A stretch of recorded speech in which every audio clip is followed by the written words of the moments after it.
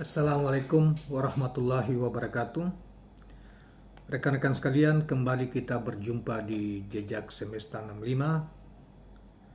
Semoga kita semua dalam keadaan sehat walafiat dan selalu dalam bimbingan dan perlindungan dari Tuhan Yang Maha Kuasa. Rekan-rekan sekalian, beberapa waktu terakhir ini sejak dari akhir Desember sampai dengan awal Januari, akhir Desember 2022 sampai dengan awal Januari 2023 ini, isu tentang tanggapan tentang Perpu nomor 2 tahun 2022 yang diterbitkan oleh Presiden atau pemerintah saat ini menuai banyak kontroversi dan kritikan baik dari kalangan ilmuwan hukum, para politisi di luar gelanggang, maksudnya di luar parlemen, kini merambah kepada tanggapan anggota-anggota MPR. Bahkan anggota MPR sudah menyuarakan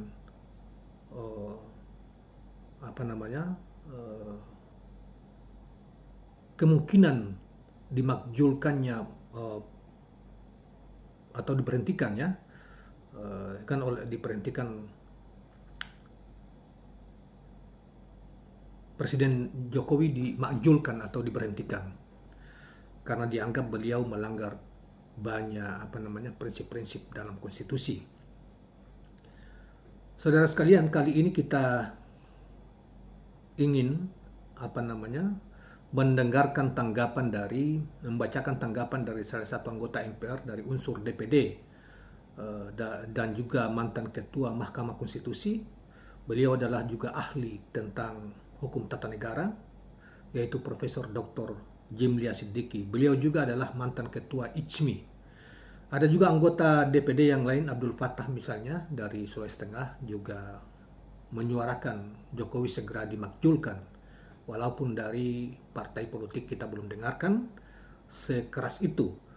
Namun dari Ketua Umum Partai Demokrat beberapa waktu terakhir ini memberi reaksi yang keras terhadap Perpu tersebut, penerbitan Perpu nomor 2 tahun 2022. Demikian juga dengan anggota DPR tertentu dari partai PKS. Saudara sekalian,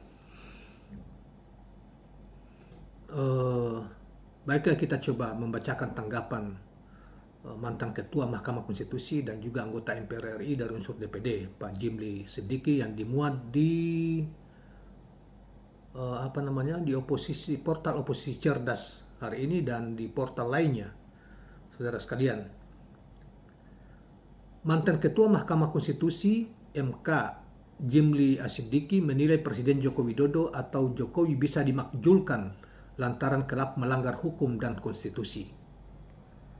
Puncaknya, Jokowi dianggap pelanggar dalam pembuatan peraturan pemerintah pengganti undang-undang atau Perpu Cipta Kerja. Jimli melihat peran MK serta DPR diabaikan dalam pembuatan Perpu Cipta Kerja. Bukannya contoh dari rule of law atau negara harus diperintah oleh hukum yang baik. Lahirnya Perpu Cipta Kerja justru menjadi contoh produk hukum untuk kepentingan kekuasaan atau rule by the law. Semisal DPR RI bisa mengambil sikap seperti saat memunculkan wacana penerapan sistem pemilih proporsional tertutup. Menurutnya, bisa saja parlemen memakjulkan atau impeachment Presiden Jokowi. Bisa saja kasus pelanggaran hukum dan konstitusi yang sudah berkali-kali dilakukan oleh Presiden Jokowi dapat diarahkan untuk impeachment. Jadi menurut Profesor Jimli ini, menurut pantauan beliau ya sebagai anggota DPD juga dan juga sebagai ilmuwan konstitusi, beliau mengatakan bahwa Pak Jokowi ini ternyata sudah melanggar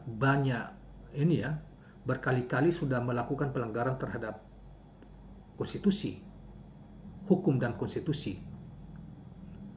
Luar biasa nih Pak Jokowi ini ya. Demi kepentingan siapa kita tidak tahu. Hal tersebut disampaikan oleh Jim Lee karena ia menilai semestinya pemerintah bisa menindaklanjuti putusan MK yang menyebut kalau Undang-Undang Cipta Kerja itu inkonstitusional bersyarat. Pembuat undang-undang diharuskan melakukan perbaikan Undang-Undang Cipta Kerja dalam kurun waktu 2 tahun hingga November 2023. Menurutnya, tidak sulit bagi pemerintah untuk melakukan perbaikan. Susun saja undang-undang baru dalam waktu 7 bulan, sekaligus memperbaiki substansi materi, pasal-pasal dan ayat-ayat yang dipersoalkan di tengah masyarakat dengan sekaligus membuka ruang partisipasi publik yang meaningful dan substansial sesuai amar putusan Mahkamah Konstitusi, tegasnya. Dalam sejarahnya memang belum ada presiden Indonesia yang dimakzulkan secara konstitusi. Presiden Soekarno, Presiden Soeharto, dan Presiden Abdurrahman Wahid Gus Dur dimakzulkan secara politik. Soekarno dimakzulkan pasca adanya Prahara 1965 yaitu G30 SPKI. Kemudian Presiden Soeharto lengser setelah krisis ekonomi pada tahun 1998. Dan Gus Dur sempat mengeluarkan dekret presiden usai terjadi huru-hara politik pada masa kepemimpinannya.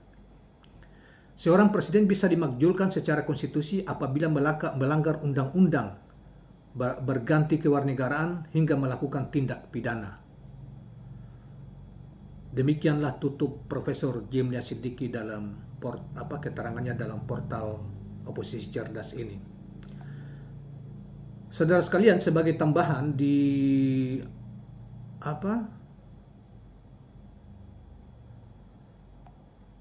berita yang lain,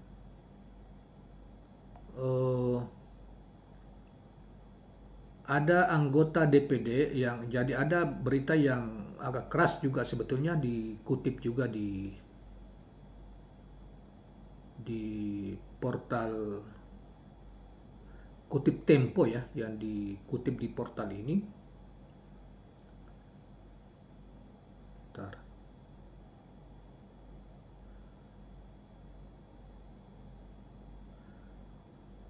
Sebagai sambungan, ia menyebut bahwa peran MK dan DPR telah diabaikan dengan penerbitan Perpu ini. Selain itu, Perpu ini bukanlah contoh role of law yang baik, tapi juga contoh role by the law yang kasar dan sombong. Masih pernyataannya Pak Jim Lee ya, yang dikutip di portal yang lain, yaitu sumber dari Tempo.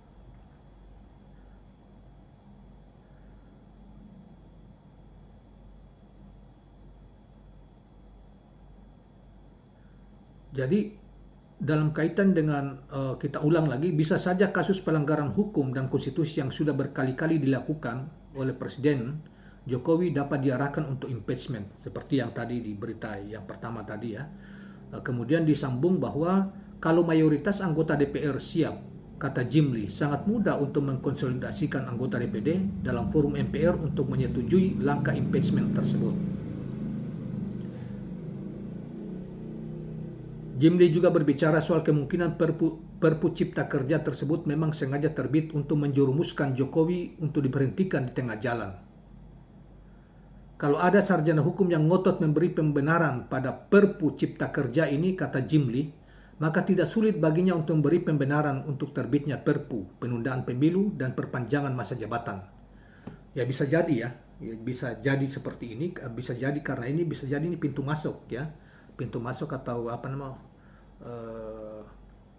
tes the water, maksudnya tes gelombang gitu ya, untuk melihat apakah reaksi orang turun jalan besar-besaran protes atau tidak dengan pelanggaran-pelanggaran yang dilakukan oleh presiden ini. Kalau ini mulus, misalnya tidak ada protes yang berarti, maka diduga bahwa seperti yang disarankan oleh Ketua DPD Pak Lanyala waktu yang lalu, maka perlu ada dikeluarkan dekret misalnya kembali kepada Undang-Undang Dasar 45 atau Perpu tentang perpanjangan presiden, penundaan pemilu dan perpanjangan masa jabatan presiden yang diperkirakan oleh Profesor Jim Lee Siddiqui. Ini bisa jadi terjadi, ini bisa jadi hanya tes gelombang dulu.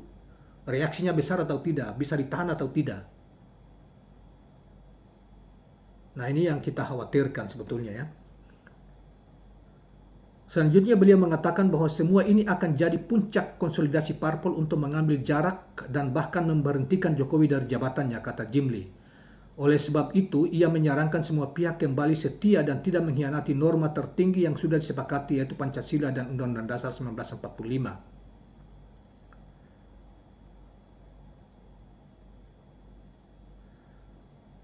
Kemudian selanjutnya, saudara sekalian,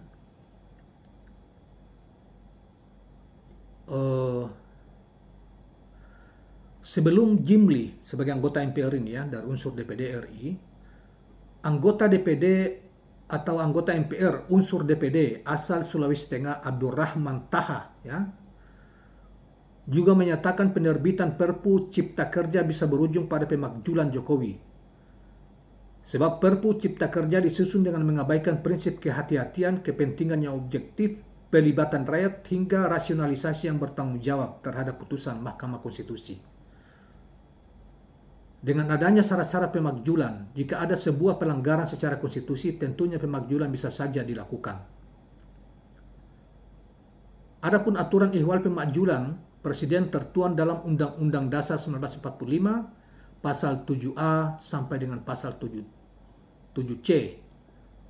Aturan ini menyebutkan Presiden dan Wakil Presiden dapat diberhentikan oleh MPR atau atas usul DPR apabila terbukti melakukan pelanggaran berupa pengkhianatan terhadap negara.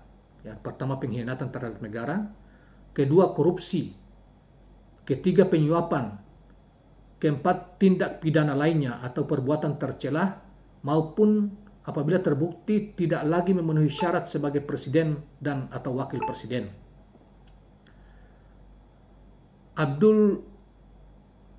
Abdurrahman mengatakan penerbitan Perpu Cipta Kerja menunjukkan bahwa tanda-tanda otoritarianisme dalam kemasan peraturan perundangan makin nyata. Penerbitan kebijakan ini atau belait ini juga dinilai Abdul Rahman ugal-ugalan serta membahayakan kehidupan perundang-undangan di Indonesia. Ia menyebut penerbitan Perpu Cipta Kerja ibarat bunyi gong yang menandai masuknya Indonesia ke situasi krisis legislasi sekaligus krisis demokrasi. Menurut dia, DPR mestinya segera mengakhiri masa reses untuk meninjau pemakzulan terhadap Presiden. Kendati demikian, Abdul Rahman ragu jika DPR berani memakzulkan Presiden. Pasalnya koalisi pemerintah di DPR sangat gemuk. Kalau persoalan alasan pemakzulan, bisa saja ada pelanggaran terhadap roda pemerintahan dalam hal ini menjalankan fungsi dan kewenangannya. Jika tidak sesuai, bisa saja. Tapi apakah berani? Koalisi ini sangat besar. Maksudnya koalisi partai politik ya, seperti yang kita pernah saya sampaikan di video yang lain, bahwa memang agak sulit kalau koalisi partai politik masih solid, terkecuali kalau PDIP misalnya keluar, kemudian Gerindra bergabung dengan PDIP dan bergabung dengan partai lain misalnya Nasdem, Demokrat dan PKS, itu DN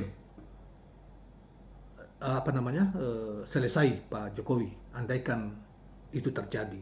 Tapi saudara sekalian, nanti kita akan menganalisa tentang lahirnya Perpu ini dan kemudian begitu banyak dorongan arus yang menentang Perpu ini, kebijakan diterbitkannya Perpu ini ya. Nah, saya memperkirakan akan terjadi pergeseran peta politik, tawar-menawar politik, terutama dalam kaitan masalah pemilu 2024 dan capresnya. Nah, kita akan analisa di video yang lain. Andai DPD punya kewenangan lebih, percayalah saya Abdul Rahman Taha yang akan mengambil inisiatif pemakzulan itu, katanya selanjutnya.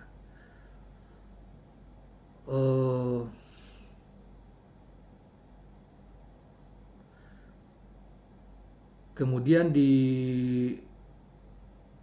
dilanjutkan Abdul Rahman Taha bahwa ia menyarankan seluruh pimpinan DPD untuk datang ke istana. Tujuannya mengingatkan Presiden Jokowi soal presiden buruk yang dihasilkan dari penerbitan Perpu Cipta Kerja.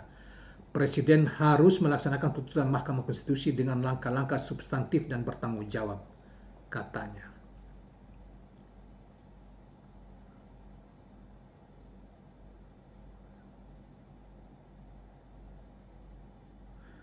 Nah, saya kira juga seperti yang kita sudah menyinggung sedikit apa namanya di video lain dalam kaitan dengan protes ya, protes dari masyarakat sipil masih bersifat perorangan, para pengamat dan sebagainya terkait dengan penerbitan Perpu ini yang dianggap melanggar konstitusi. Presiden sudah terjebak dalam pelanggaran konstitusi karena dia tidak melaksanakan apa yang disarankan oleh putusan Mahkamah Konstitusi, karena dianggap bahwa Undang-Undang Cipta Kerja itu melanggar konstitusi secara bersyarat dan diberi waktu kurang lebih 2 tahun untuk perbaikinya. Tetapi dia tidak lakukan dan justru mengeluarkan Perpu. Saya kira kawan-kawan sekalian, sebelum kita mengakhiri video ini termasuk reaksi yang besar, dan saya kira 1-2 hari ke depan akan begitu banyak lagi reaksi dan akan menimbulkan masalah, karena ini anggota MPR sudah bicara tentang, walaupun dari sisi partai mereka masih sangat hati-hati, terkecuali reaksi keras dari Ketua Umum Partai Demokrat walaupun tidak menyinggung tentang pemakzulan, tetapi setidaknya itu sudah menggambarkan. Belum lagi masyarakat, para akademisi, masyarakat para aktivis demokrasi, dan kini sudah memasuki ranah Senayan, yaitu walaupun masih terbatas pada anggota DPD. Dan ada, jangan lupa bahwa mantan-mantan Mahkamah Konstitusi seperti Profesor Dr. Hamdan Zulfa yang juga ahli tata negara, mantan ketua Mahkamah Konstitusi juga. Kemudian ada juga Pak Jimli Sidiki, bukan orang-orang yang sembarangan. Mereka adalah mereka yang tahu betul tentang ilmu bernegara dan mana yang telah dilanggar oleh presiden atau tidak. Saudara sekalian, kalau Pak Jimli mengatakan tadi bahwa presiden bukan hanya melanggar ini, tapi sudah sering melanggar hukum dan konstitusi, ini berarti bahwa ini sudah berbahaya bagi kehidupan, sudah tidak sehat lagi bagi kehidupan bernegara kita secara normal, secara tunduk terhadap hukum. Tetapi hukum sudah dijadikan sebagai alat untuk mengelola negara. Sudah sesuka-suka, tidak lagi berdasarkan negara hukum. Artinya dalam konstitusi kita kan bahwa negara kita ada berdasarkan hukum. Jadi setiap pemimpin harus tunduk kepada hukum, terutama konstitusi, Undang-Undang Dasar 1945 dan Pancasila, dasar negara Pancasila. Kawan-kawan sekalian, itu satu. Yang kedua, saya menduga, sekali lagi saya tegaskan bahwa saya menduga kalau reaksi ini besar, bisa terjadi gelombang protes, bahkan bisa terjadi di perpecahan di internal partai koalisi.